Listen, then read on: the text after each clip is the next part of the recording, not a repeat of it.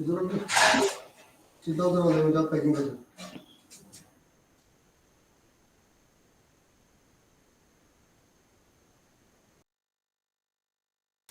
عزیزی سلام، خوب هستین برادر؟ امروز کدام چپتر ما درس داریم؟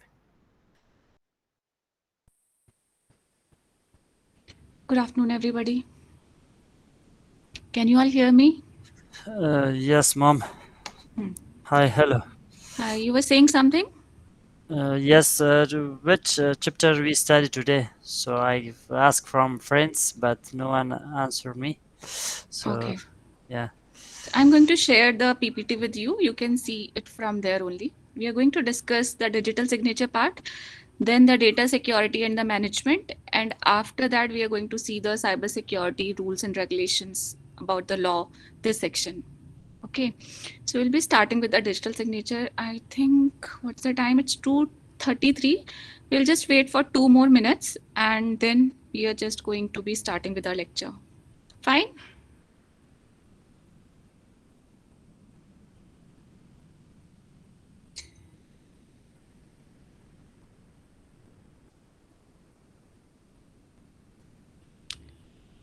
Till that time, I will share the PPT with you. Just a second.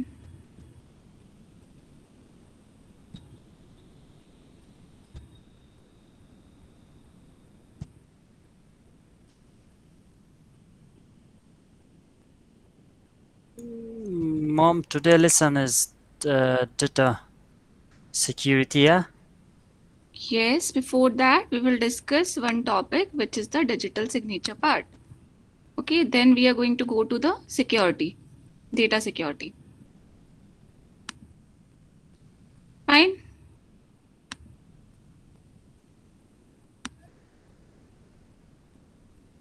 Okay.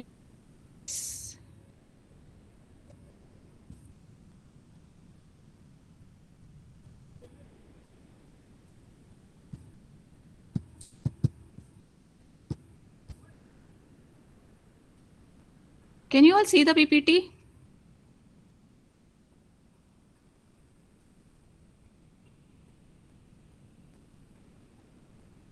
Any one of you can reply whether you are able to see or not. Yes, mom, we can see it. I think now it should be full screen. This well. Okay. I have to just keep on checking this part also.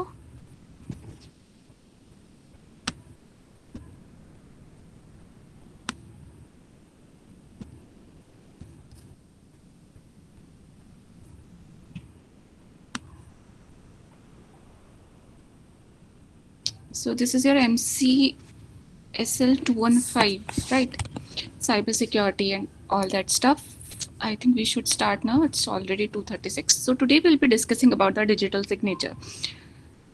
So whenever we talk about cybersecurity or whenever we talk about the security of the cyberspace, we are always concerned about the illegitimate user of the cyberspace.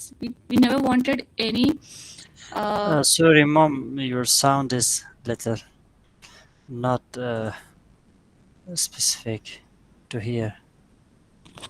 Okay, you are finding any disturbance in my sound? Yes, yes.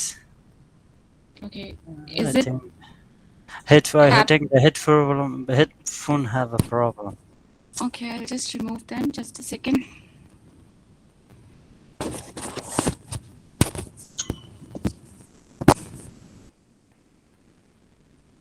Can you hear me now?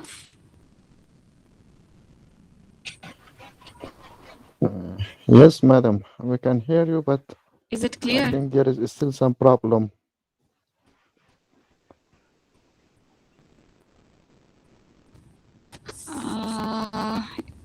It's the same problem we were facing in the previous session. I think it's okay. Yeah, I think we all have to adjust with this problem because from my side, everything is working fine. But if the problem is there with all of you, I don't know what is the issue. Yeah, it's okay right now. Okay, it will be fine. It's always like the network issue or something kept on happening onto this online education platform. So let's just ignore this issue and focusing on to our main task. And if there is like some amount of the issue about the voice and all, if it is at the very high intensity, then inform me. Otherwise, Mom, sorry. yes, yes. Before you starting the lesson on that time, the sound is very good, but now the sound is little. I haven't changed anything. The Yeah. lesson, I'm sitting onto the same place. Nothing, no changes has been made from my side. So let's just see and hope that it is going to be improved into the coming time. Okay. Ma'am, if you're using your hotspot on your mobile, No, if I'm it not is using the hotspot. I'm using the Wi-Fi. if your mobile is near to your microphone or your chest, it can interfere sometimes. Your mobile is near to your microphone, it can interfere sometimes. Okay. I'll just put my. But it is okay. It is audible. We can hear you clearly. Let's just see now whether it is fine or not. It is fine. We can hear you. Okay. Continue. Now just switch off your microphones. I think it will be better after that. If only my microphone will be open. Okay. Now let us discuss about the digital signature part and what is the need of the digital signature. As we all know that whenever we talk about any of the document which holds some kind of importance, then what we do, we always make the person to sign that document. For what? In order to have the belongingness of that document to the particular person. So we always knew about the signing of the document. Bataiye, boliye. What do you wanted to say? Sorry, Mom. Please, open the full page of this PowerPoint so we can see a little small size, and can't catch your question.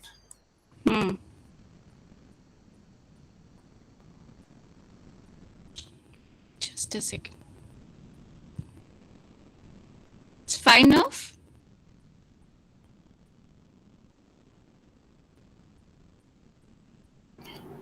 Yes, it's Yes. okay. Yes, that's Yes, okay. ma'am, it is visible. I'll share the PPT with you all after this lecture also. Now, it's important that you just hear to me in spite of just focusing on to whatever is written into the PPT, okay? And if anybody is trying to join the meeting, then just allow that person. Okay, so we were discussing about this digital signature. Okay, fine. You all can see and hear me now? Yes, Now ma'am. it's Yes, okay. please continue. It is Now it's Finally. okay. Okay. So we all have heard about the signature part, right? What is the function of the signature? Why there is a requirement of the signature onto any document. Now, as the time changes, we all have just switch off your mics, please. Yeah. Now the time has changed and we all have moved from the physical documents to the online documents. Not even documents, everything has been just transformed from the physical form to the software form or the onto the online form. So it also happens in the case of the documents also. So when we have the signature in the physical form, they're called as the physical signature. And when we have the signature onto the software document, that too into the digital form, that type of the signature is called as your digital signature. What I have said that when the signature are in the electronic form, then that signature is called as your digital signature. So how the digital signature works and how the signature gets converted into the digital form, what is the procedure of sending the data plus signature from sender to the receiver, that we are going to see now, right? Before moving, we just need to read the definition of the digital signature. What it says that it is the type of the electronic signature whose function is to encrypt the document with the digital codes that are particularly difficult to duplicate. So in case of the digital signature, message is encrypted with the private key and decrypted with the public key. So what we have read that when we were discussing about the public encryptions, public kind of the keys and the symmetric keys, right? Then symmetric key encryption and the public key encryption systems. Then we see that there was the public key encryption system. In that case, there were the presence of the two kinds of the keys. One was the public key and another one was the private key. So this digital signature is going to fall into the category of public encryption system. Fine. What is its function? Its function is to encrypt the document with the code so that the code is just being decrypted by its legitimate user. The person who is authorized to see the particular document will only be able to see the document. No one else who is not authorized to see will not be able to see the document, right? That is basically the function of your digital signature. Plus the sign obviously also confirms to the integrity of any document. Integrity of any document means the document is not being modified. The document, there is a particular person who is the legal sender of that document, right? All these are the function of your digital signature. And how it happens in the case of the digital signature, the message is encrypted, means there is a form of the encryption technique that is being applied onto the message and with the help of the private key, right? And then the decryption of the message is being performed with the help of the public key. Now we are going to see a diagram that is going to make us clear. For example, we have got a sender whose name is Bob and there is a receiver whose name is Frank, right? Bob has got a private key in the case of the public key encryption system and the Frank has got the public key. Now, what Bob wants to do? Bob wants to send an important message to the Frank. But what is happening in this scenario? That there is another user who is sitting in between. Means when Bob is sending a message from here onto this network, what this line is depicting? This line is depicting a network, right? Bob and Frank are connected with each other through a computer network. So when Bob wants to send his message to the Frank via making use of this computer network, what is happening? There is this devil or there is this non-authorized person who is sitting in between, who also has the public key in order to decrypt the message which is being sent by the Bob. In order to decrypt the message which is being sent by the Bob and read the message and then make the illegal use of that message. So that is why this particular person is being named as the devil, because the kind of the function which this particular person is performing is not good. They are not being put into the category of the good functions, right? He's just like a theft. He's like a thief sitting in between and performing the function of he's thefting the data which is being sent by the Bob to the Frank. So this is the normal scenario which is being happening. Now, what is the function of this digital signature? Let us just see it from here. So what is happening onto the Bob side? Who is the Bob? Bob is the sender of the data, right? When Bob is going to make use of the digital signature, then this is what is happening onto the Bob side. What is happening? First of all, the number one step is saying the Bob is going to write the message, right? The message looks like this. So what Bob is doing, he's just forming the message. He's just writing the message, which needs to be sent from him to the person whose name is Frank, right? So first step is writing of the message. Now, this message is going to go through a MD algorithm. What is this MD algorithm? MD is the short form Yes, of... ma'am. Sorry to disrupt. Hmm? You are still in the same tree, in the page 3. Now it is moved to page 4. Okay, you were not able to see the slides were changing? It just came now. It is. Okay. Well, just inform me when I'm on to the slides, right? Now the slide must be, just a second.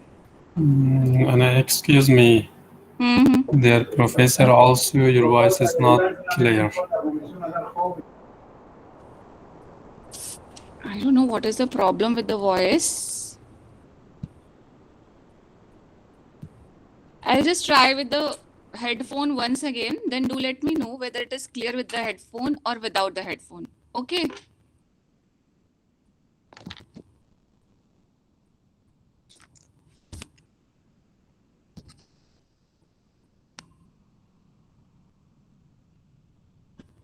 Just a second.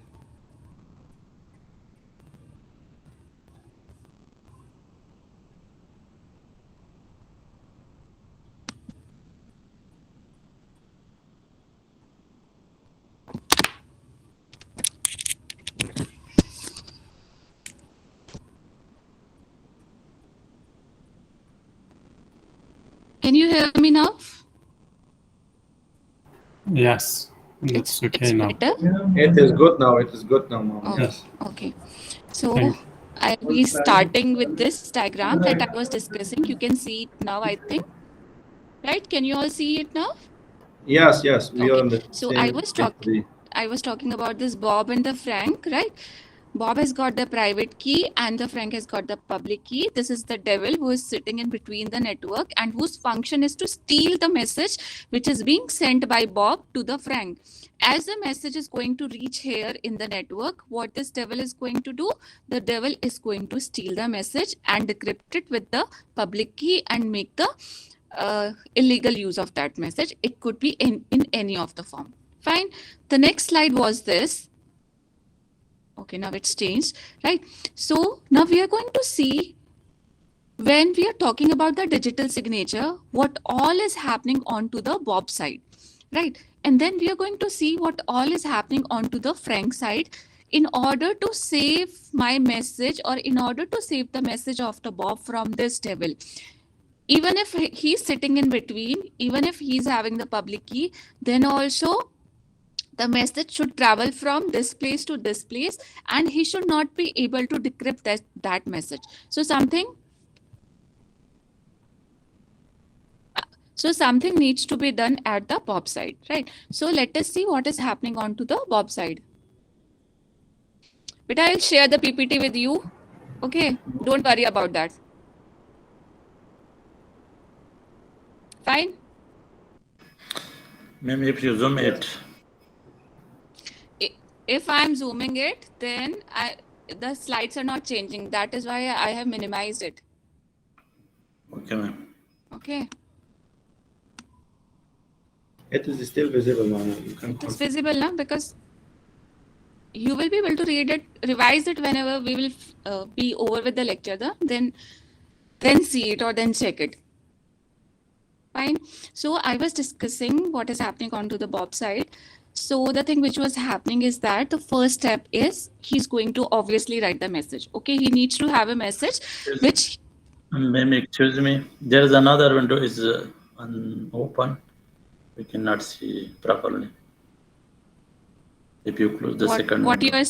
What you are seeing onto the another window? Yes, this one. If you minimize that. Okay.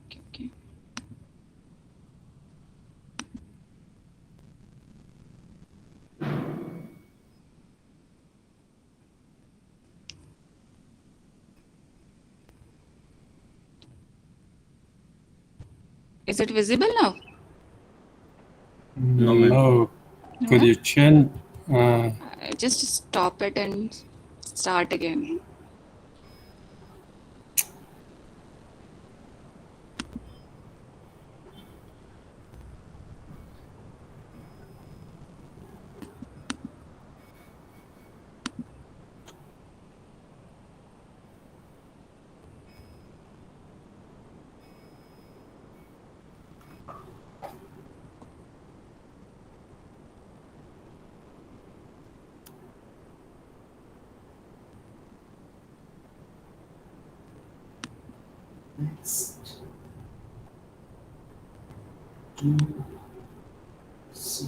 What is happening now? Yes. It's This is okay. okay. Okay, now Yeah. tell me. Now I'm I've changed the slide. Can you see that? Yes, it's okay. Slides are changing now? Yes, ma'am.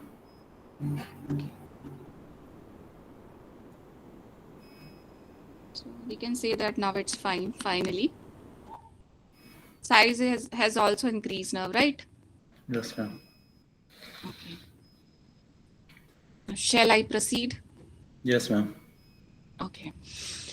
So we were talking what was happening onto the Bob side, right? First of all, he has written a message. Now the requirement is to send that message from his side to the receiver side, right? So you can see that it has been depicted into the picture. The message looks like this, right? In the second step, what has been written? It has been written that generate the message digest or the hash of that function. What is this message digest? Message digest is being created via a MD algorithm, which is what? Your message digest algorithm. So what is happening? The contents are there. Content means the message is there.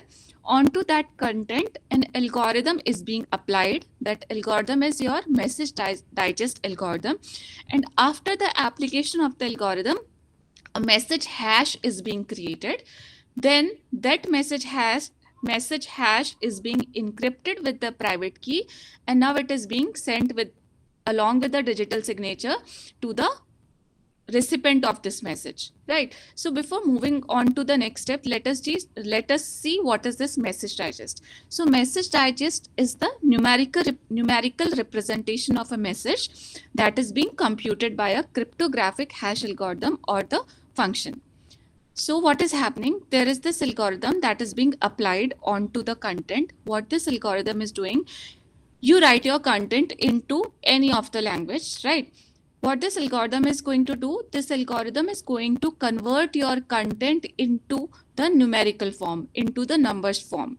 As we all know that what our computer system is based on, it is a binary system. Everything is being converted into the numbers in the form of the 0 and 1. Similarly, this algorithm is doing the same thing. This algorithm is converting your message into a message hash. Before the conversion, the message is going to be called as the message only. After the application of this algorithm, the message is going to be called as the message hash. Now, the next important point about this message digest algorithm is that regardless of the size of the message digest produced the numerical representation of the fixed size only when it is hashed. And the message digest hashing algorithm is a one-way cryptographic function. This means that it cannot be reversed and it is almost impossible to get the original message from the hash. So what both these points are saying, that whenever the hash is being created, whatever be the size of your message, the size of the hash is going to be a fixed size. It depends on to the MD algorithm, which version of your message digest algorithm is being used. The hash that is going to be produced, it is going to be of a fixed size.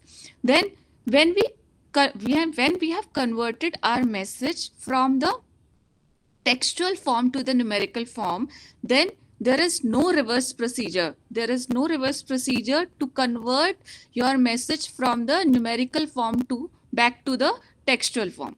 So that is basically the purpose of your MD algorithm. What it is saying that first of all, you just have a message and then apply a message digest algorithm onto that message, create a message hash, then encrypt that message hash with a private key, means attach the private key to that particular hash function, and then generate the digital signature. And this signature is included along with the message and it is being sent. So all these things are happening onto the Bob side. We are going to see what is happening onto the Frank side.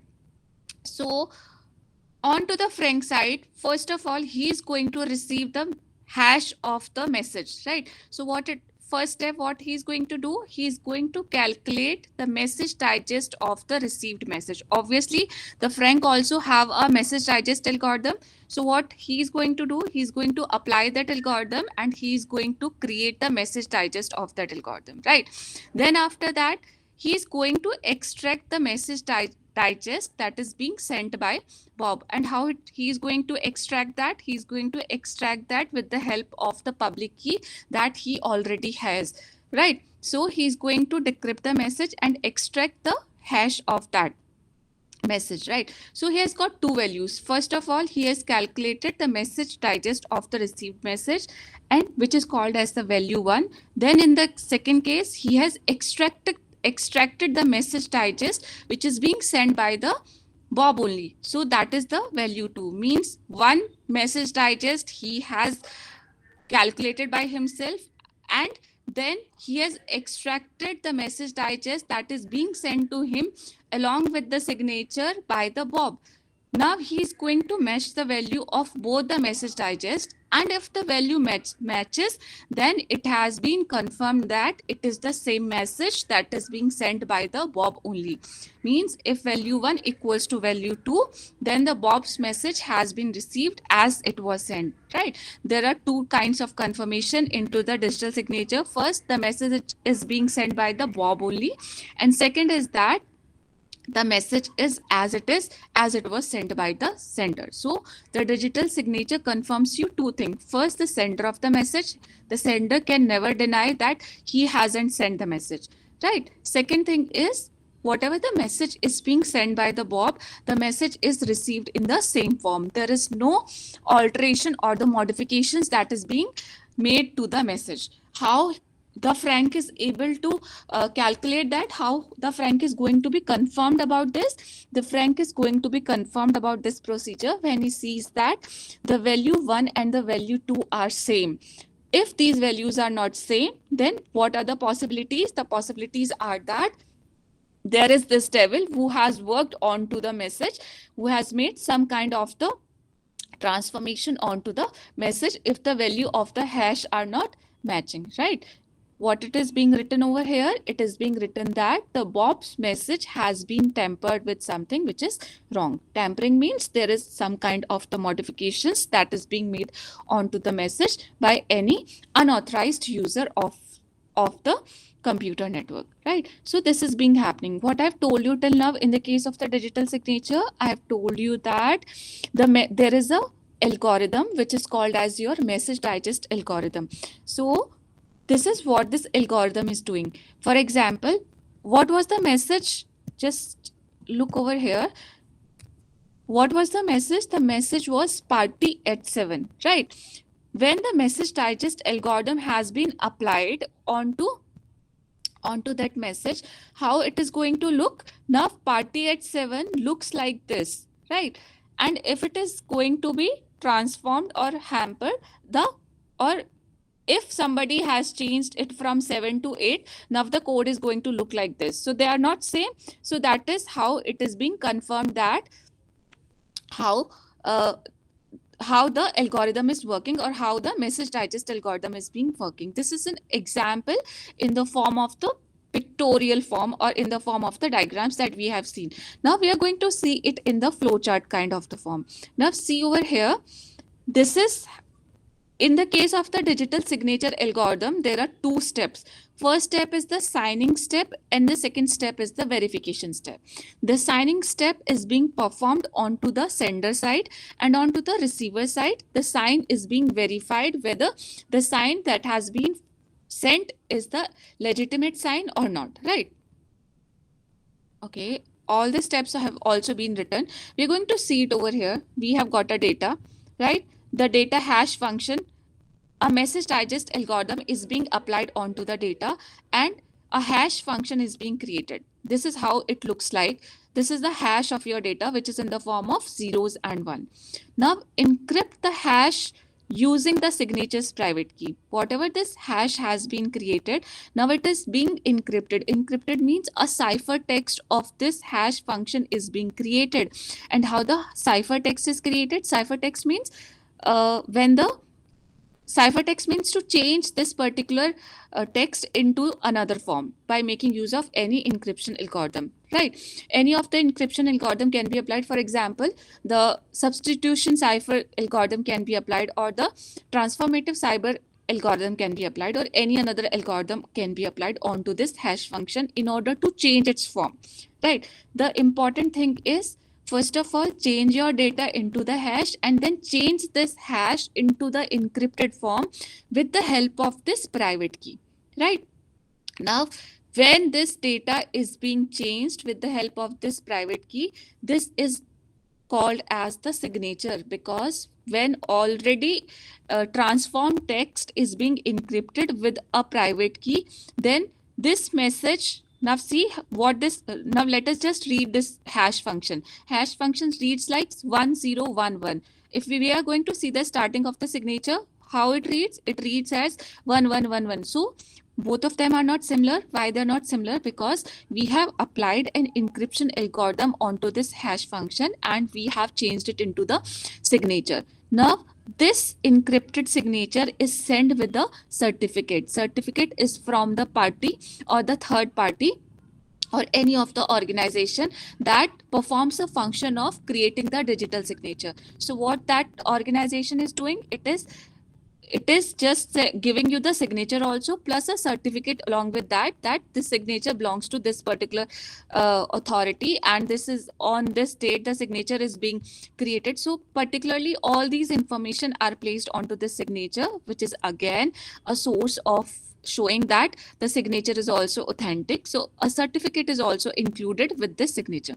So now what we have an encrypted text which is called as your signature and a certificate. Both of them are attached, and now we say that our data is the digitally signed data. Now imagine and see how much protection is being given to this data, right? It has been encrypted 2 times, right? There are 2 times the modifications have been performed onto this data. So we say that in the case of digitally signed data, the security or the security of the data is of the high frequency. How the data is being first of all converted into the hash function by making use of any message digest algorithm, and then this hash function is being encrypted and a digital certificate is also being embedded with the signature. Then it is created like this. Now this data is called as your digitally signed data. Now this is being happening onto the side of the sender. Now coming to the side of the verification, what is going to happen onto the verification side? Now, what Frank has received? Frank has received this digitally signed data.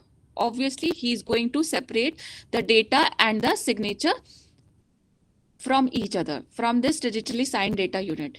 Now, onto the data, he is going to apply the hash function and going to get the hash. Onto this encrypted part, he is going to decrypt it with the help of the public key. He has encrypted it with the help of the private key and he is going to decrypt it with the help of the public key. Now he is going to match both the hash function. If the hashes are equal, the signature is going to be called as the valid signature. Right? We can see that equality is there. We can even read it. It is like 101100110101. If I'm going to read it from here also, it is going to be the same, which is your 101100110101. So when both the hashes are matched, hash of your data and the decryption part of your this digital signature with the public key, then it is going to be called as your verified signature, and the data is going to be taken as it is being sent by the legitimate sender only, and it is not being modified also. So this is the kind of the security which is being provided by your digital signature. So these are all the points that are being written. So what happens at the sender side, I'll just going to read them quickly. I have explained the entire process. So at the first step, the message digest is generated by using a set of the hash functions. Second, a message digest is encrypted using the sender's private key. Third, the resulting encrypted message is known as your digital signature, and the digital signature is attached with the data or the message and sent to the receiver. Then at the receiver side, what is happening? Receiver uses the sender's public key in order to decrypt the sender's digital signature to obtain the message digest sent by the receiver. Then the receiver uses the same message digest algorithm which is used by the sender. On to the third step, now the receiver will compare the 2 message digests, and on to the fourth step, if the message digests are equal, then the signature is valid. Otherwise, if they are not equal, we'll just consider that they are being tampered by some third person who is sitting in between the networks. So that is basically the function of the digital signature. So whenever we receive any of the document which is digitally signed, that document is considered to be more safe and secure from any kind of the unauthorized access. That kind of the signature. So that is basically the alternative. That is basically the alternative of your Uh, yes. Please share the slides with us. So you changing the slides, we can't see it. You open the slide in 7 and now we see the 11. The 2 or 3 slides is we can't see it. That's why So I was asking you when I was changing. You were saying that you are able to see it. I think I can't see it, but I don't know about others. So before you go ahead, please share the slides and we open it, and then you take a lecture to us. Nasrat, if you For log in again, you will see that slide. uh, can anyone else confirm me whether you were able to see the slides changing or not? Nobody was Yes, able ma'am, to we Yeah, can see. see. yes, we were We able can. to see, but it was a little slow when you were on slide 6 and Okay. lecturing slide 7. So it's a bit delayed. When you Okay. change it, it is a little bit delay on the changing of each slide. In mobile, I think our problem too. We have two problems with mobile. So my friend is asking if you could share this slide with us right now on the group so we can open up Yeah, for that for I the have laptop. to transfer the slides onto my mobile phone, and then I will be able to share it. Will take out time also. Yeah. Okay, ma'am. Go ahead, Okay, ma'am. just Nasrat, adjust if right you now, है ना? Nasrat, if It you is have like problem, log in again. Then it it will. is like yeah, it is like theory. We can understand what you are saying. Yes, yes. It It's it just the is theory theory. part. We are not doing Yeah, any it is of the theory. numerical part. So for now, the thing I can do You is can just continue, ma'am. Yeah, you can this. continue. I can just lower the size of the slides if you will be able to see it, and then I can share it with you all. Can you see it now? Yes, yes, ma'am. Are I you can able see. to read it? Yes. Yes. Anyone else? Now we are on to which slide? 11. Slide 12. Digital I signature cannot algorithm. read the number of the slide. Just tell me what is written. It is digital signature algorithm, ma'am. Right. You can see this diagram also. Yes, yes, But ma'am. I still at receive site in slide 11. So it You are still might on to be the slide your 11. device problem. Yeah, there is some problem onto your side, because I think everyone else is able to see the switching of the slides. Now what is Yes, written? yes, ma'am. Yeah, it is at the sender side. So for you, you just listen for the time being, and then I'll share it afterwards, right?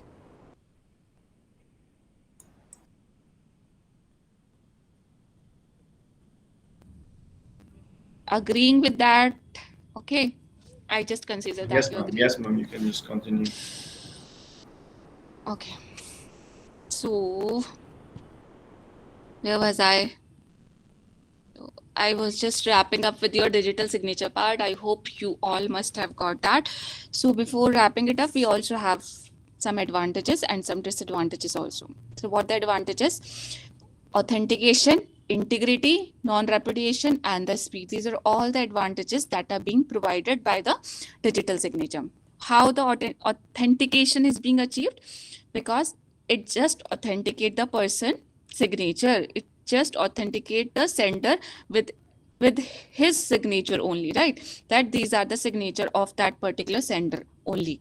Integrity of the data means whatever the change, if any change is being made into the data, that could be detected by the receiver when he calculate the hash function. If the hash function doesn't matches, then the receiver will be able to understand that there are certain changes that are being made by any of the person into the message. It is not the same message that is being sent by the sender. That is why it comes into the integrity part. Non-repudiation means the author can never deny that he has not sent the message. For example, two persons, we have Bob and the Frank, right? Bob was the sender, Frank was the receiver. So when the Bob has sent the message, Frank has received the message. Now in the in the near future or in the coming future, Bob can never deny that he has not sent the message, right? So that is called as the non-repudiation, when the sender does not have the authority of denying.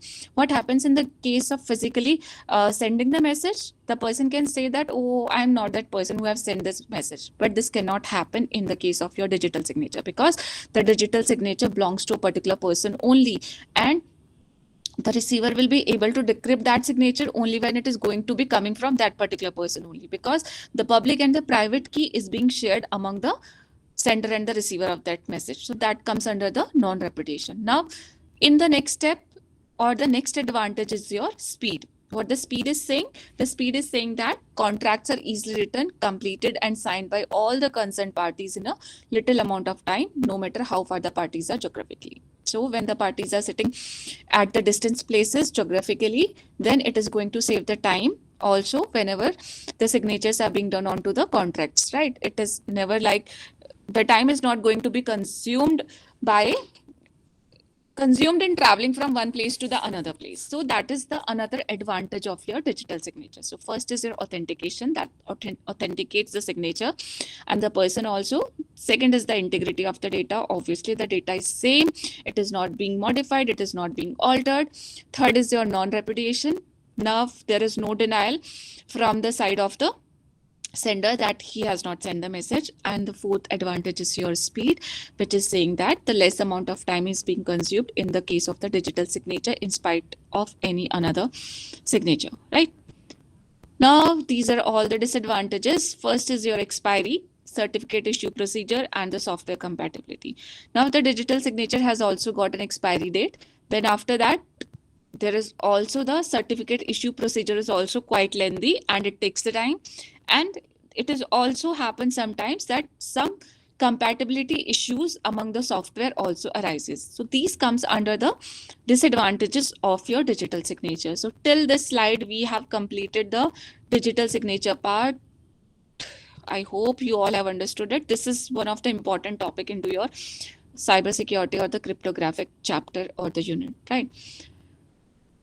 Is there any problem into the digital signature thing? No. Okay. Now we are going to move on to the next slide, which is going to be about the Excuse data. me, ma'am. Yes. Where we are using this digital signature, except emailing systems like companies, which have Yeah.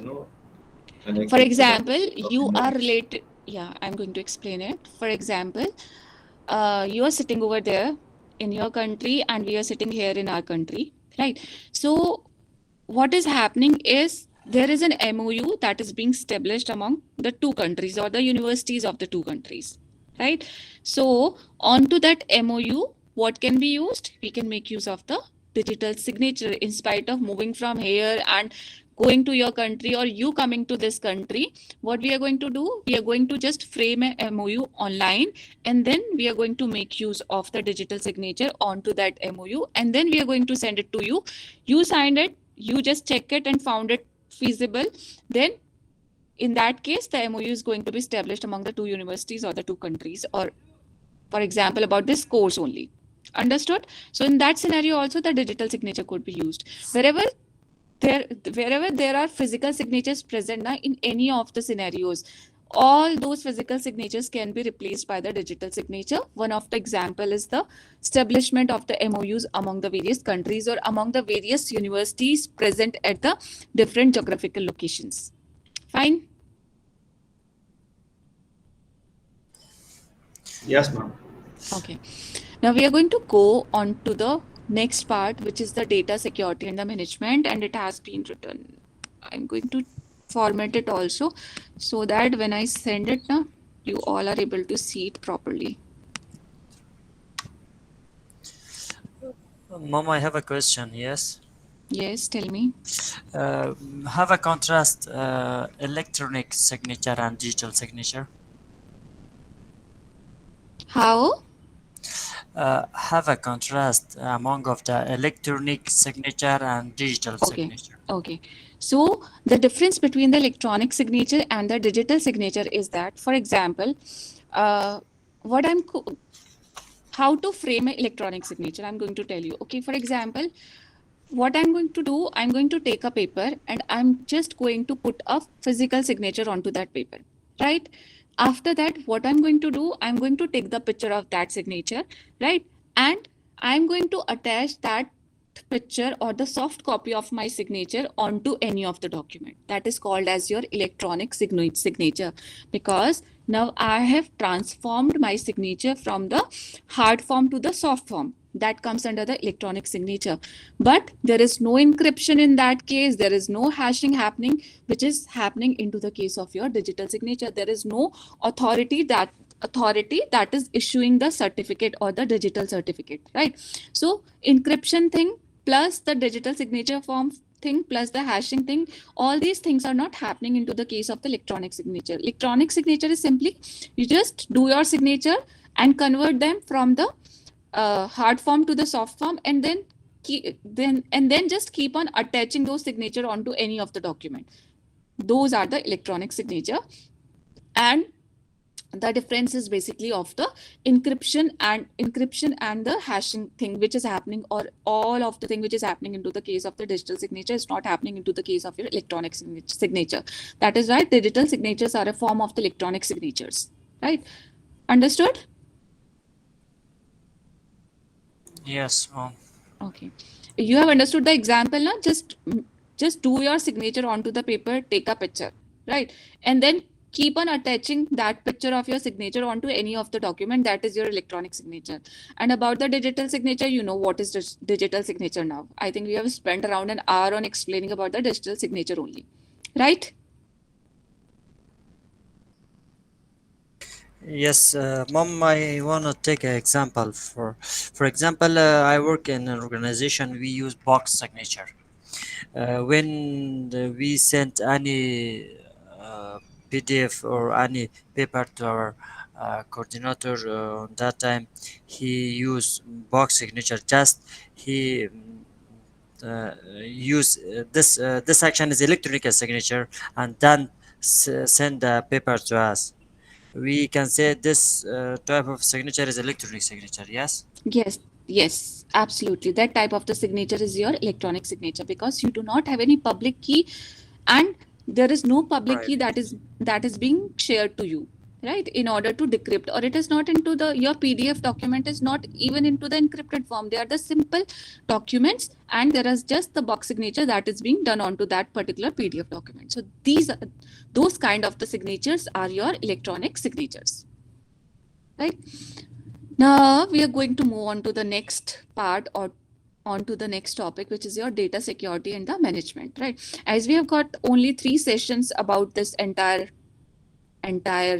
course, right? We are on to the second counseling session. So I'll just try to do a little hurry up from now onwards, right? We will be just left with one class only, and I think the syllabus is quite good, which will be left. Fine. Now we have all the theoretical part. There is nothing like the algorithm part or onto any kind of the encryption algorithm that we need to understand. Now what we need to understand is just the theoretical part. So what is data security and why the data security is being required? Now what we have, there is, for example, first of all, imagine the scenarios. You all are working somewhere, right? Everybody is working at some of the places, and we all are related to the internet. We are all related to sharing of our information onto the internet or onto the electronic network, right? So what is now important for our data or for our information is to protect our information from any kind of the, whether the unauthorized access, any kind of the unauthorized uses of the information, unauthorized changes, or the disclosure of the information. As we all know that we are living into an era where information is the new gold. Means you have the information, you have everything, but to save that information from the hackers or from the unauthorized people is also has become a very important task for the organizations, right? So to protect your data from any kind of the intentional or unintentional destruction comes under your data security, right? What it includes, you do not want any kind of the unauthorized access of your data. You do not want any kind of the unauthorized usage of your data. You do not want any kind of the changes in your data, any kind of the disclosure of your data, or any kind of the destruction of your data. So in the case of the data security, there are various tools and techniques and methods that are being used in order to have a secure network, in order to have the security of the physical form of the data, and in order to have the security of the file also. So I'm just going to read this definition and just going to make you understand that the overall purpose of your data security is to save your data from any kind of the possible destruction of your data comes under your data security, right?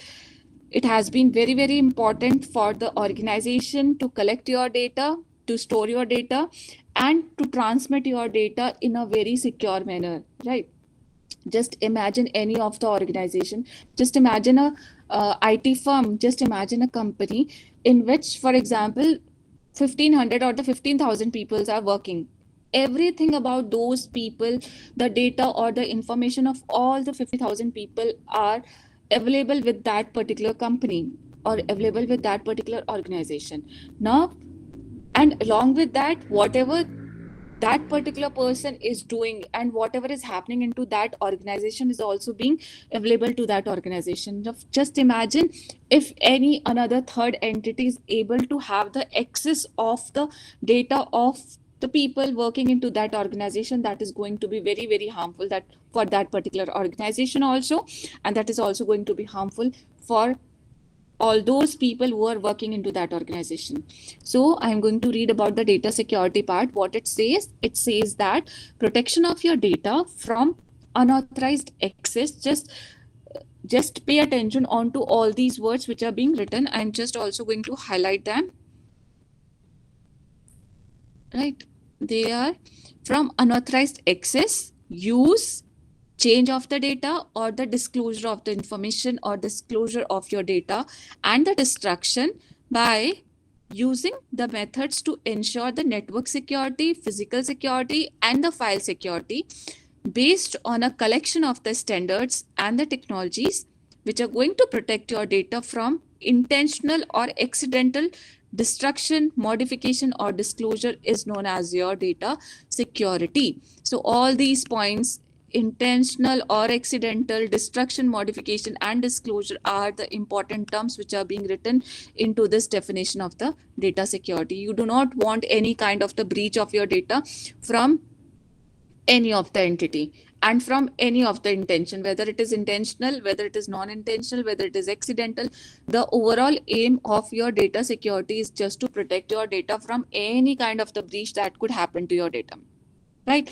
So what is happening? What any of the organization is doing, the organization create, collect, store, receive, or the transmit the data within an organization or among the organization. Right. So it doesn't matter onto what device, technology, or the process is employed to manage, store, collect, or distribute the data, but it must be protected, as the data breaches may result into the litigations and the huge penalties alongside the damage to an organization's reputation. Right. So all these are the very, very important thing. Therefore, the importance of protecting the data from the security threat is more important today than ever before. Why than ever before? Because earlier the data, not this much of amount of the data was available onto the net, plus not even this much of dependency was existing onto the data. Now the every dependency of any of the organization is onto the data only, and it has become very, very important for the organization whenever it is sharing the data within the organization or among the organization, that is from one organization to the another organization. It has become very, very important for now to all the organization to pay a lot of attention onto the security of the data, plus how the data is being managed, right? How to manage your data. So these are the two very important aspects which needs to be considered from the point of view of any of the organization. Now, these are the following situations which are necessary in the case of your data security. right? Data is being always stored into the database. So this is what this heading is saying. It is saying that the database security is necessary in the following situation, where it is important to save your data. It is important to save your data from any kind of the theft of your data or any kind of the fraud of your data.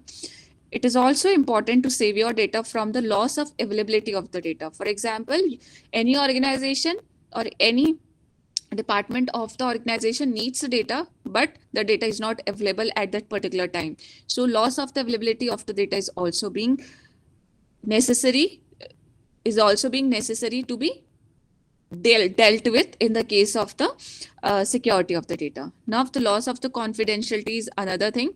Confidentiality means the data should not be available to any of the person who shouldn't need that data. Confidentiality means the data should be present onto those persons which are concerned about that data. No one else should be.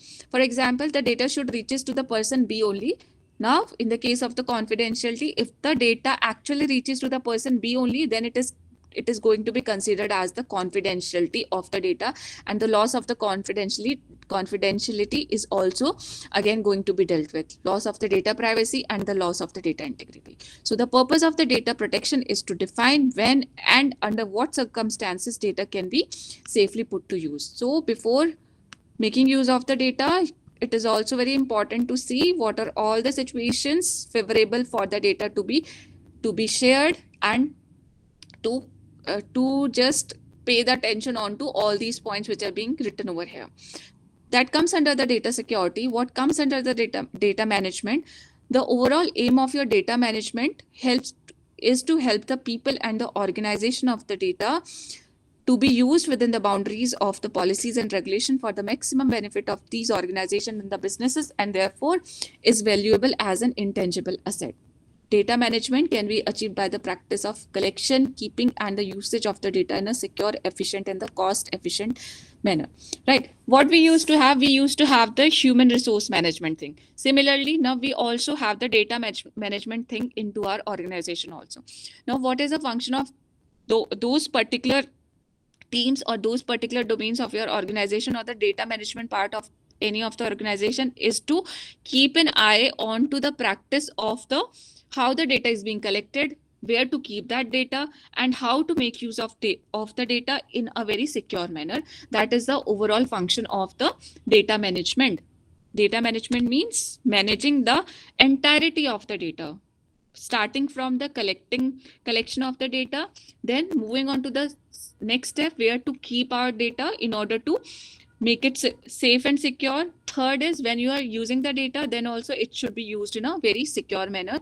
And next is the efficient, and the data should be always used in a efficient and it should be like, and the cost efficient manner. Efficient is written wrongly. Secure and cost efficient manner. So this is all the functions of your data management. Means managing the overall thing about the data, whether it is collecting the data, whether it is keeping the data, whether it is analyzing the data, whether it is usage of the data, whether it is cost efficiency of your data. So everything is being considered into the data management part of your data security. So first, you need to have an attention onto the security of your data. When the data security has become a concern, now a new domain has been developed, which is named as your data management, whose function is to just secure your data, just manage each and everything about your data. That is the function of your data management. Moving on, there are basically 5 components of the data management. What are all the 5 components? Acquisition of the data, utilization of the data, maintenance of the data, access of the data, protection of the data. You just imagine it like that. For example, we have a team of the members in an organization, and that team is going to be called as the data management team, right? What will be the function of the data management team? Now, the overall data management team is going to be divided into 5 parts. The first part of the team is going to look after about the acquisition part. Acquisition part means how the data is going to be collected, how the data is going to be kept, where it is going to be safely kept.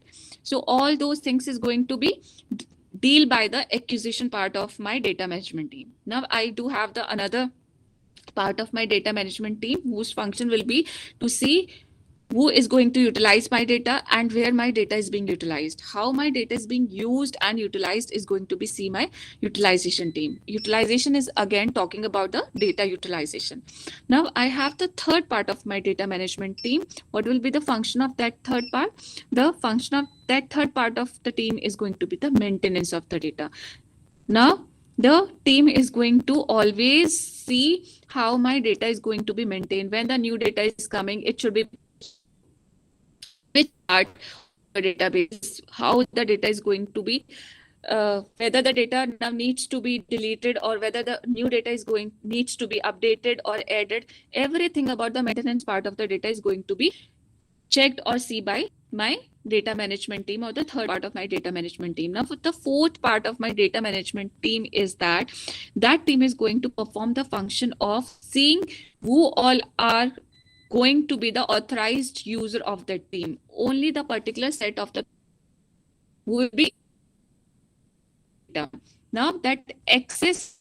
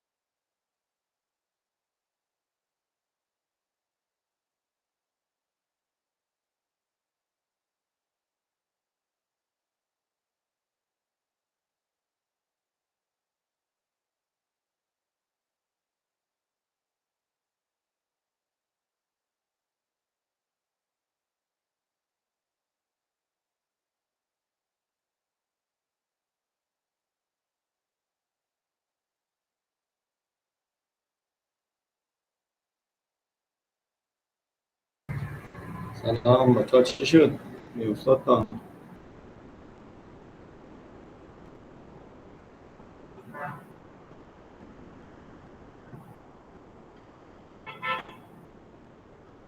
نظر قطع شد اینترنت مشکل دارم. دایما که مشکل اینترنت بشه دیگه تا کلمه مش موقع صدا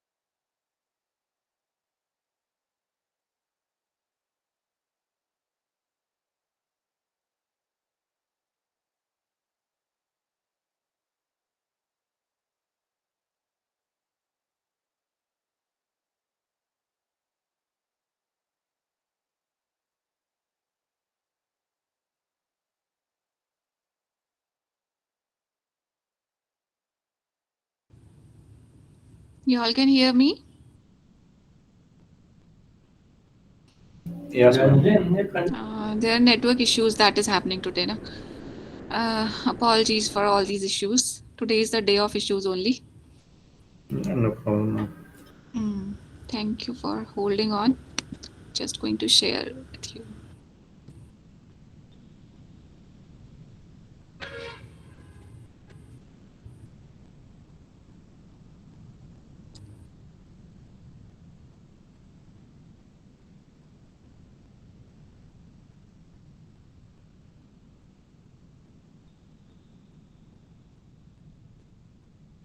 You all can see now?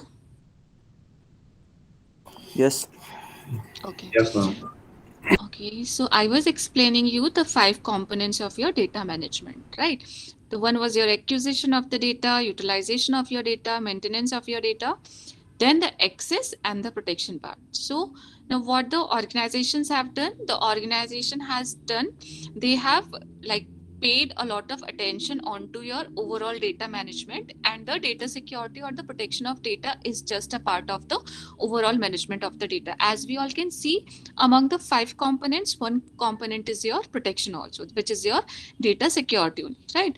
So it has also been written over here, effective data management requires the appropriation in all these 5 steps. It is going to be the appropriate acquisition, utilization, maintenance, access, and the protection of your data. So data management basically depends on to the information confidentiality and the criticality.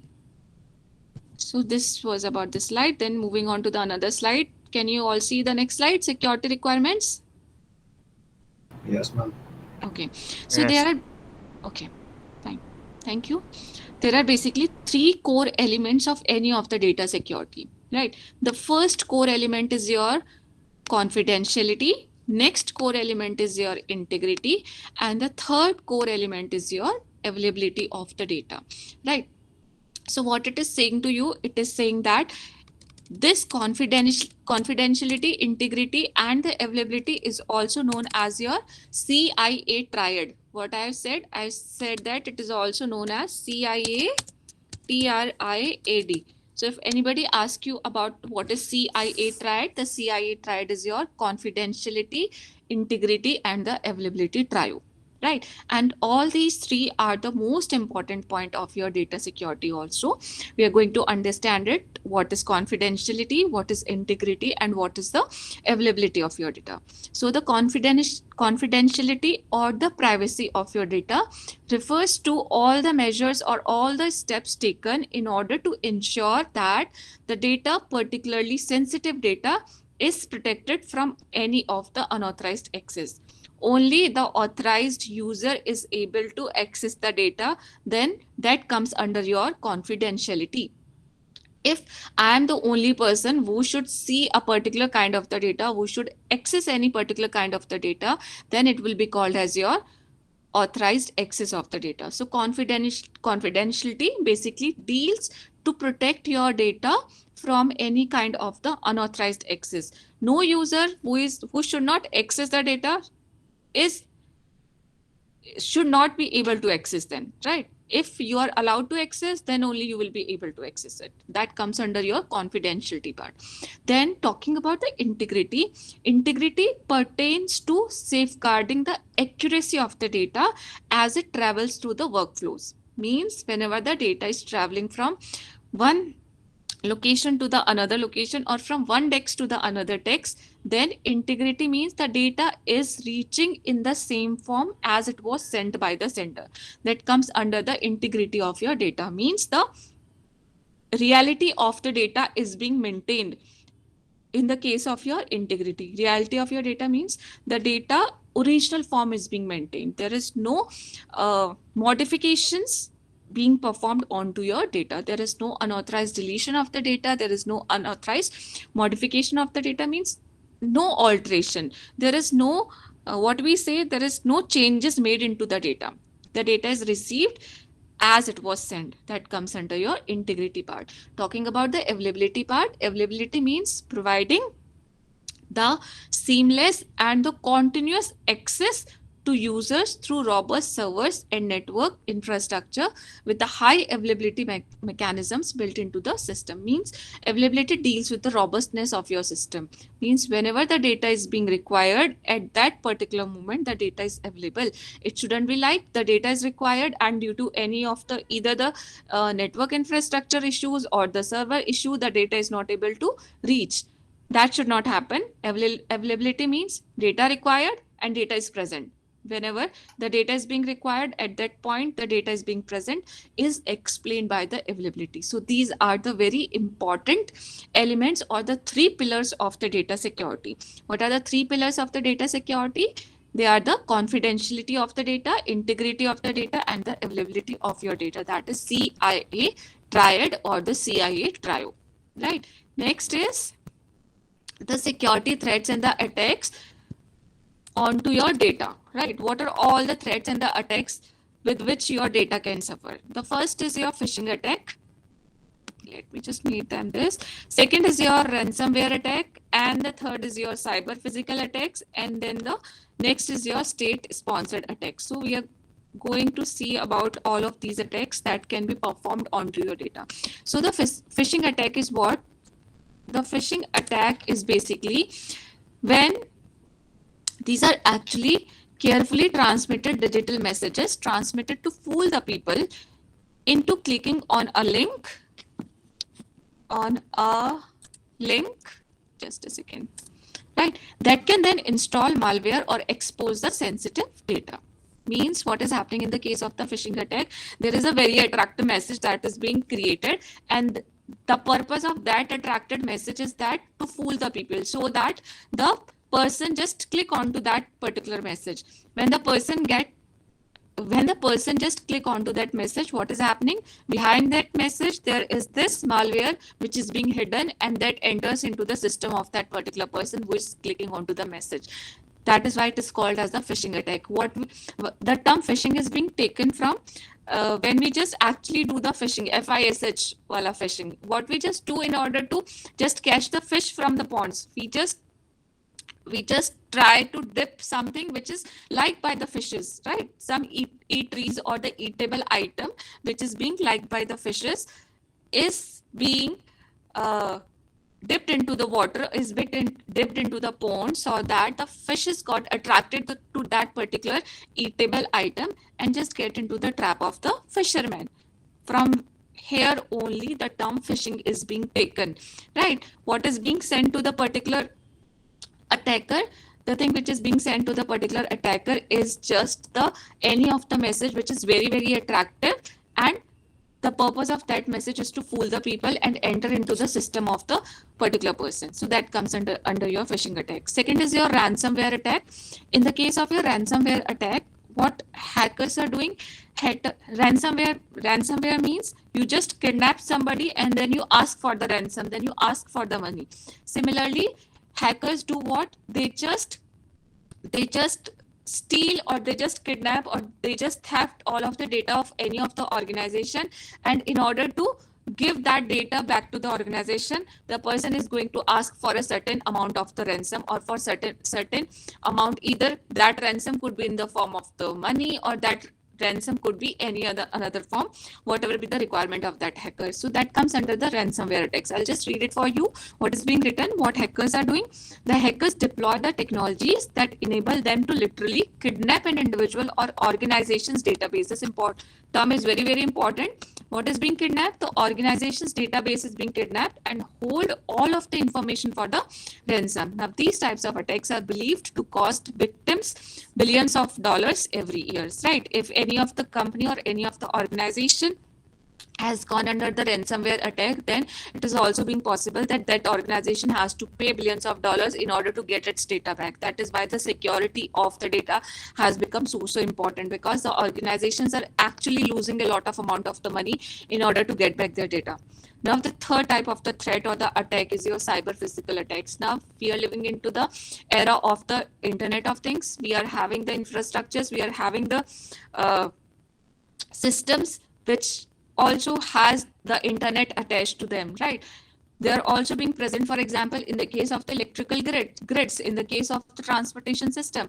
So in the cyber physical attack, for example, a attacker just hacks the entire electrical grid, or the attacker just hacks the entire transportation system.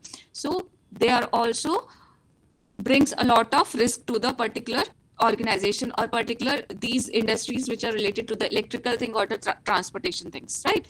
Then we have the state sponsored attack. State sponsored attack means now the entire government thing is being hacked by the system. It has been written over here that hackers look to make the profit through stealing the individual and the corporate data, whereas in the case of the state sponsored attack, many such attacks target the government run system, not just the corporate. Earlier what used to happen, only the private organizations was getting the hackers or was getting the security breaches. Now what is happening, the hackers have targeted the government run system also, or the government websites or the government organizations, in order to get their data or in order to hack their data. So these kind of the attacks are called as your state sponsored attack.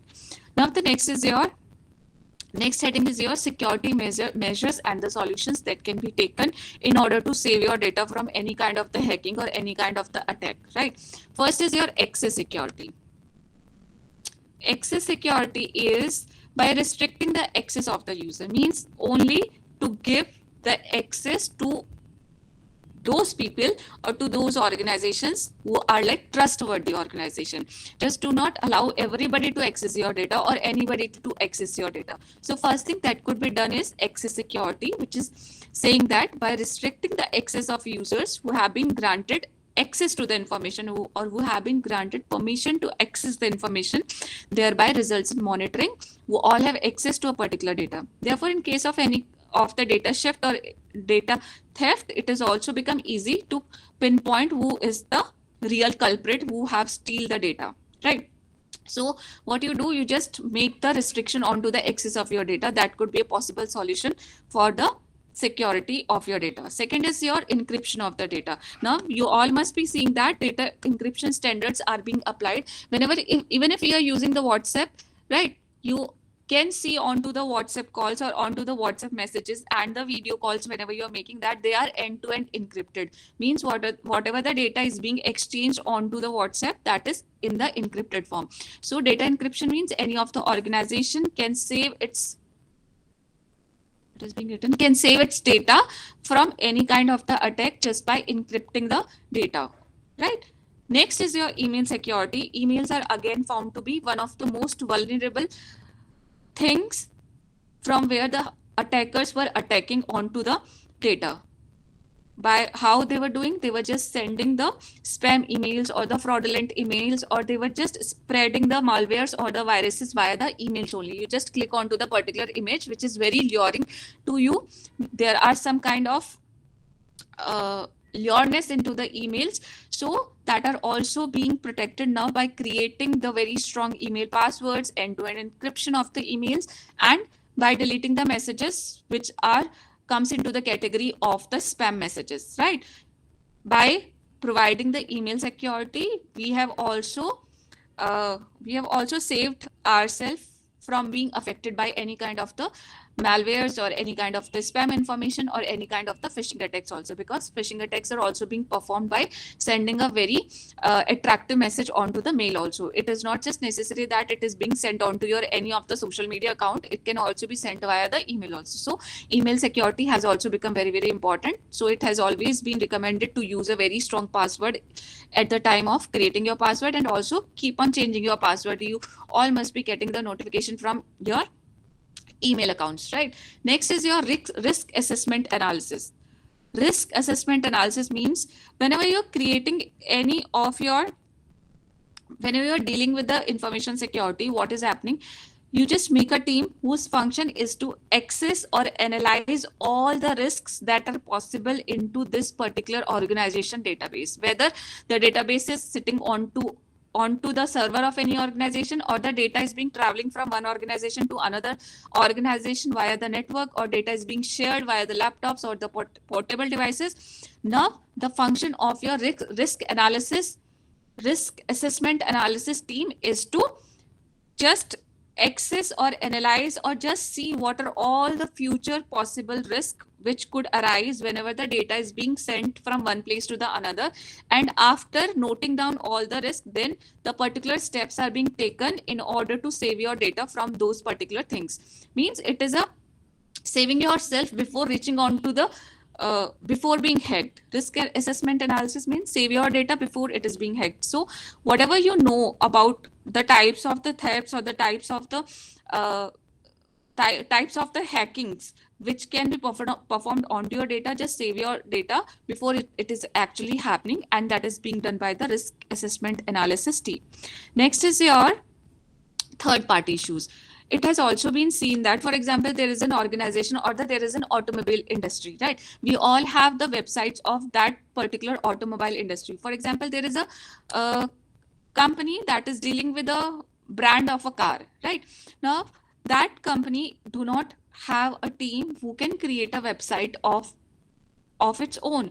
Now, what is happening? This company or this car company is dependent onto a software company, so that software company just create a website of this car building company, right?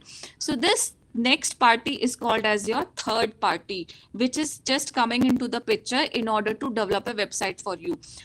This is just an example, right? So whatever the kind of the services your third party is providing to you, you must be very, very sure in order to provide only the legitimate access to that third party, only the required access, right? And all the security and the safety measures needs to be taken into consideration whenever you are involving the third party, right? You all the organization must have the proper procedures so that the third party signs on to the particular points that it is going to access, and to also the point that it is not going to have the access of. So whenever the third party is being involved, every security measures need to be taken into consideration. Next thing which could be done in order to save yourself from any kind of the attack is to make use of the strong firewalls, right? We all know about the firewalls.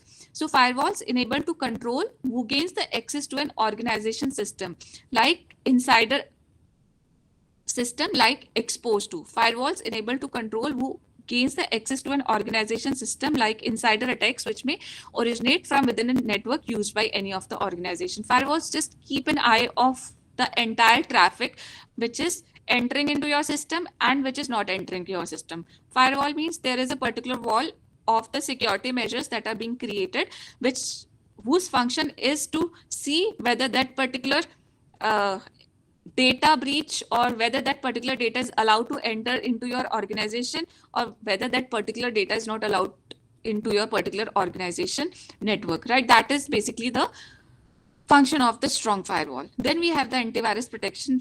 As we all know that we just protect our data onto a particular system by installing an antivirus software in order to check whether our system is being infected by any kind of the virus or not.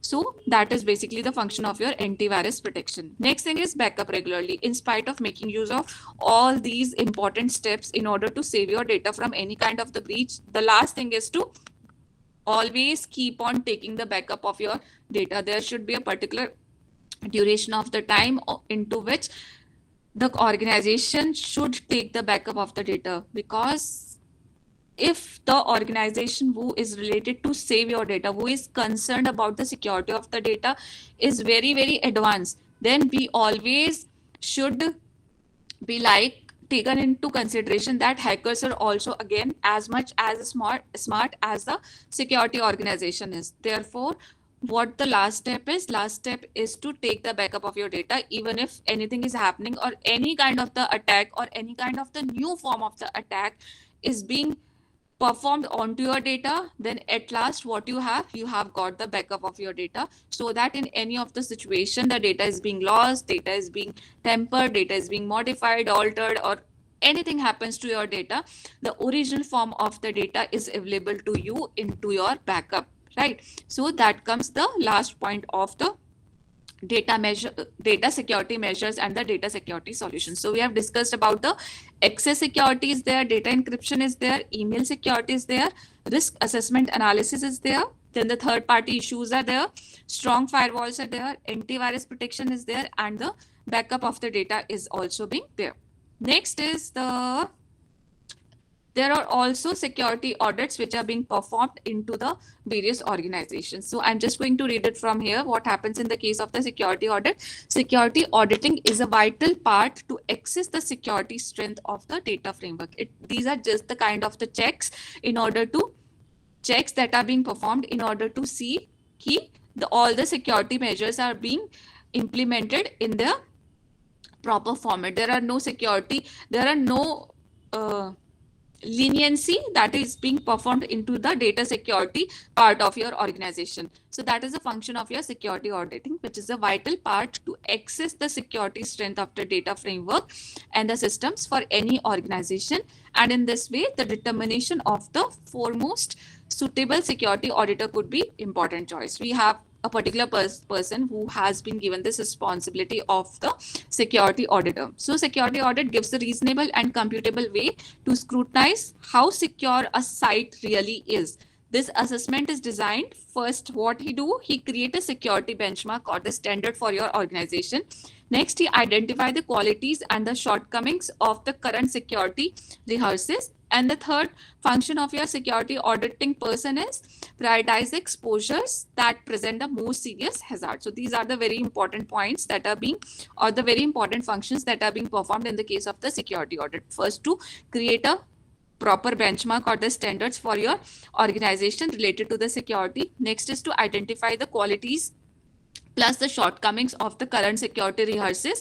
And the third is to prioritize the exposure that present the most serious hazards. Means whatever be the current or the present most serious hazards, all these needs to be communicated inside your organization. Everybody should know about them. Communications is again to making people aware about the kind of the hazards and how they can save their cells or their systems or their data from these kinds of the hazards comes under the third point. So that is basically the function of your security audit. So all these, by discussing all these points, we have come to an end onto this section of the data security and the data management.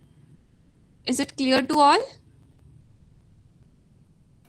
Yes, ma'am. Okay, so after completing this part, I'm going to share the another slide with you, which is going to be, just a second. I'll just take a second.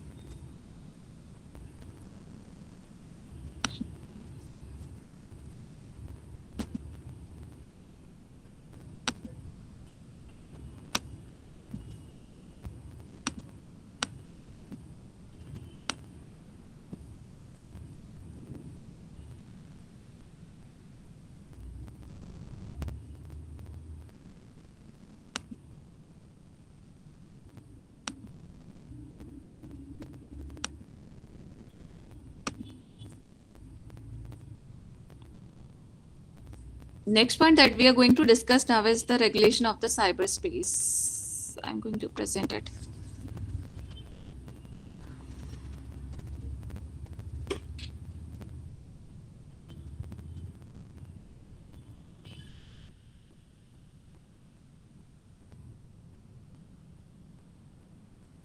You all can see it?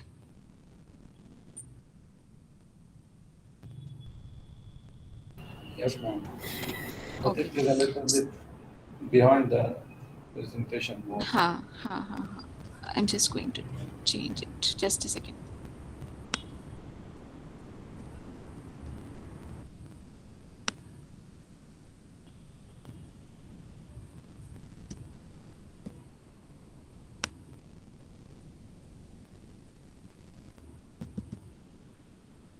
I think it's visible now. Yes, ma'am. It's perfect. Okay.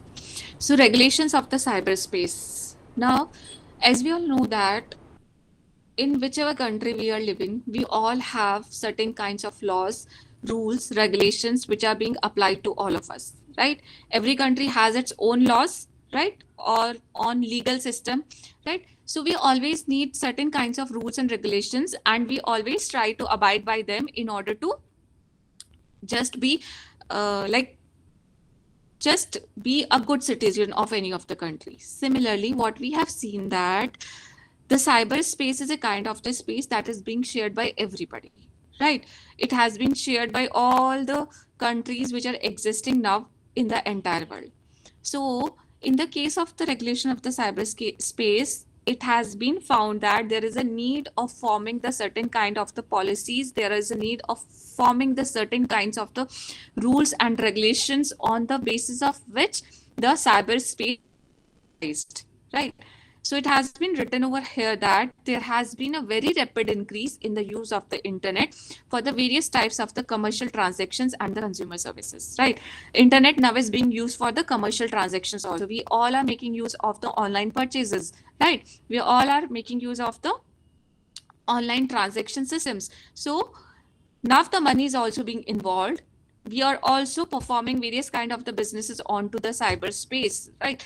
So when the money is being involved, when the trade is being performed onto the cyberspace, now there has become a very important requirement for forming the common guidelines or for forming the common regulations which needs to be performed by the sender and the receiver, wherever that sender and the receiver is sitting in the entire world. Fine. So the second point is saying that for the safe carriage and conduct of the cyberspace, regulation ought to be identified as very appropriate and necessary. Because if you have seen that there are kind of the certain irregulations that can be performed, a person can deny about anything, right? So in that cases, in order to save ourselves from any kind of the things which should not happen, now the various countries and the authorities of the various countries have formed the various kind of the rules and regulations for the cyberspace, right? The necessity arises due to the expansion of the economic and the creative interactions, which in turn led to the disputes involving acquisition, use, possession, processing, and communication of the information, right? All these things are happening about the information. Money is also being transferred now from one place to the another place when everything is happening onto a particular space, which is your cyberspace. Therefore, there is an ultimate need that has been arised related to the regulation of your cyberspace. Now, various legal policies in the countries like USA, UK, European Union, and the New Zealand show that in the context of the regulation of the cyberspace, more emphasis is on self-regulation through use of the filtering or the blocking technologies. We are going to make study about these filtering and the blocking technologies. So all these countries make use of both these technologies in order to apply the cyberspace regulation. Now there is a need for coordinated international guidelines and principles to regulate the cyberspace. Therefore, various organizations comes into play. For example, OECD, UNESCO, CyberBRICS can play an important role in framing the international regulatory framework for the internet. Till now, what is happening that the countries are there, they have created their own forms of rules and regulations, how the internet should be used and how the internet should not be used, what all should be done onto the internet and what all should not be done onto the internet. So all these things, there is a particular set of guidelines that have been framed by the various countries only. Now it has been seen that arises a situation where the common guidelines needs to be framed in order to have a safe cyberspace, right? So these are all the names of the organizations which can perform this kind of the function. It could be there are various guidelines that we are going to see that are being like framed by the OECD. They're also being framed by the UNESCO, CyberBRICS, and many more are also there. So we are just going to read this important paragraph, which is going to tell us about the need of these cyber laws or need of the cyberspace regulatory framework. So cyberspace is very much susceptible to a variety of threats and needs to be immediately addressed, right? We have just read about the data security and types of the threats. Obviously, we know there are various types of the threats that needs to be immediately addressed. However, the cybersecurity is more focused on upgrading the technology rather than focusing on taking the clear measures to stabilize this domain despite being aware of the emerging threats.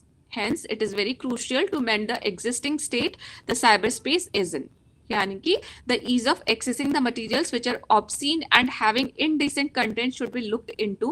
The increasing business transaction from tangible assets to intangible assets needs attention due to both regulatory and jurisdictional issues.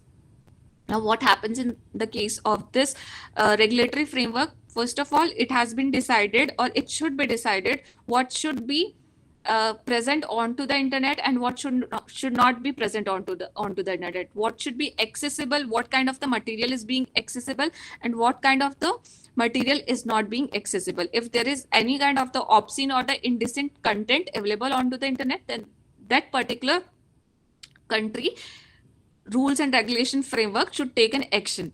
Now, for example, you have found that that particular website is there who doesn't have the who just have the indecent content or who doesn't have the decent content. Now, there should be an authority who should decide what kind of the punishment that should be imposed onto that particular site. So all these rules and regulations needs to be framed that comes under your cyberspace regulations, right? So all the forming of the laws, forming of the punishments, forming of the usage, forming of what should be present, what should not be present onto the internet comes under this topic, right? Next, we are going to see about all these factors. Now, what is the desirability of regulation of your cyberspace, or what it includes? What is the need of regulation of the cyberspace? The first point says that the most visible and the readily sensational concern is about the use of internet, particularly for the distribution of the obscene, indecent, and the pornographic content. When this kind of the content is being shared, when the child pornography is there, or when any kind of the indecent content is available onto the website, then there arises a need for the regulation of the cyberspace, right? There should be certain kind of the restrictions which needs to be made, and for that there is a requirement of the laws.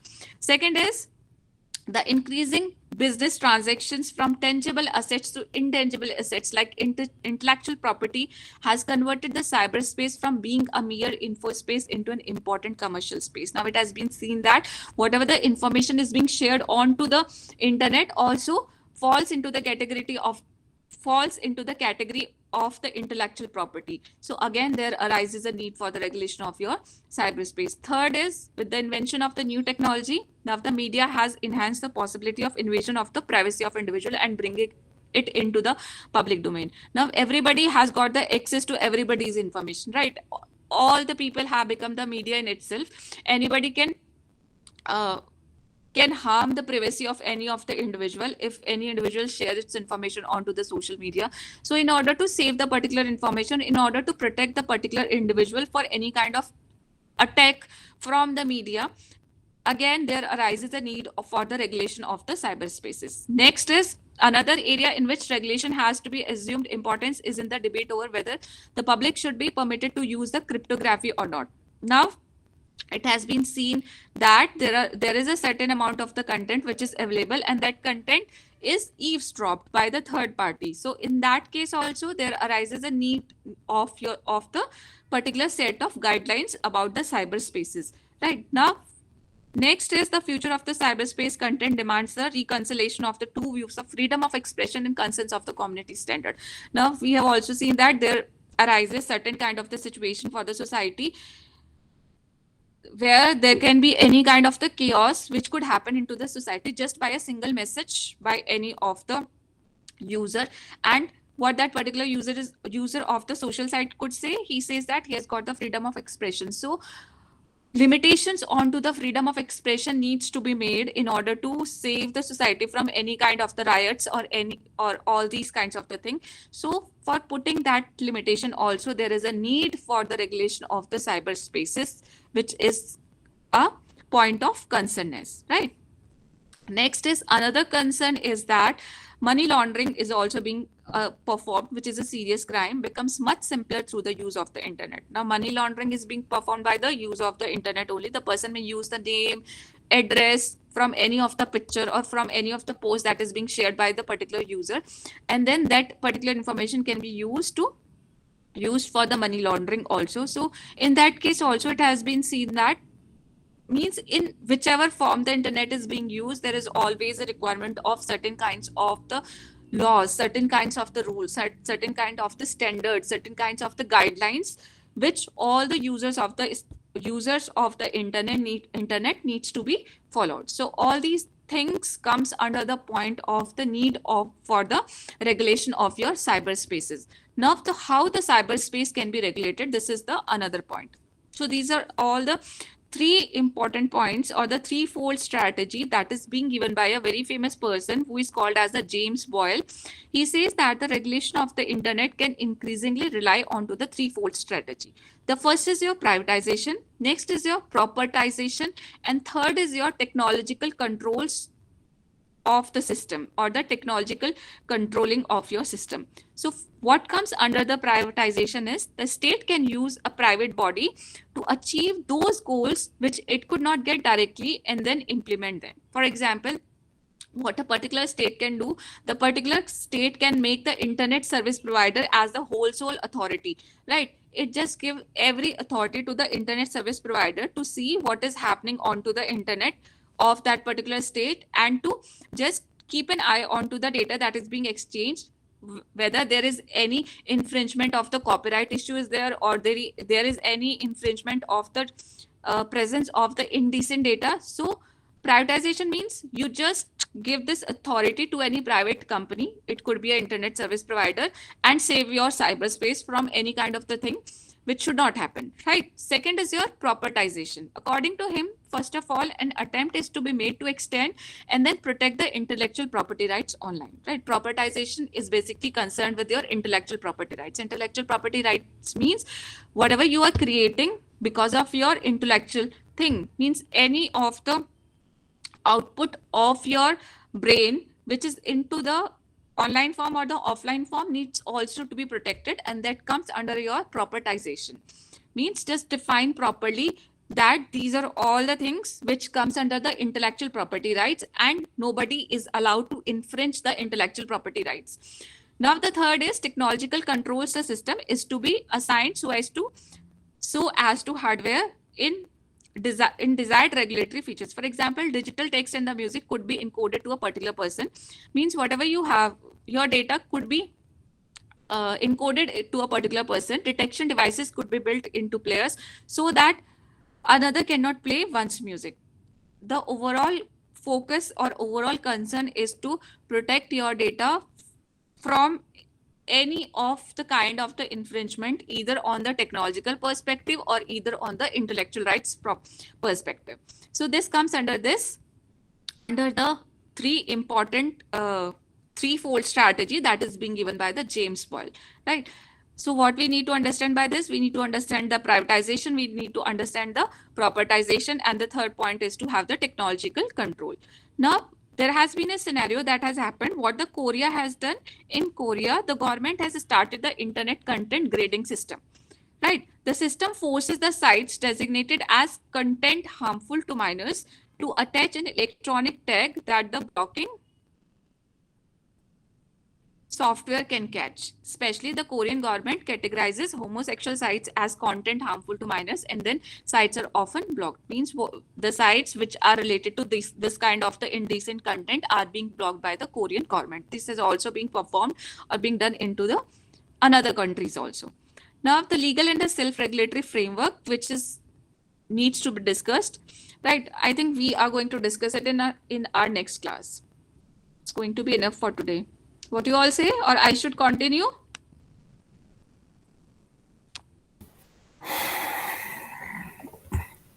It's enough already.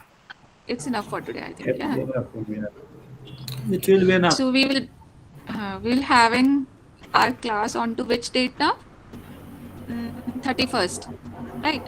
I'll be covering the important topics onto the 31st related to this subject. We are already into the block 2. Block 1 has been completed, right?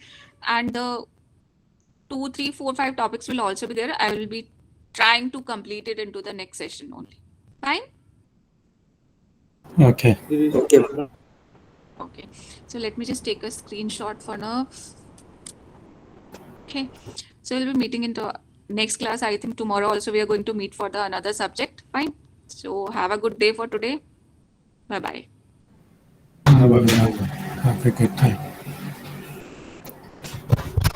Please share mom the slides.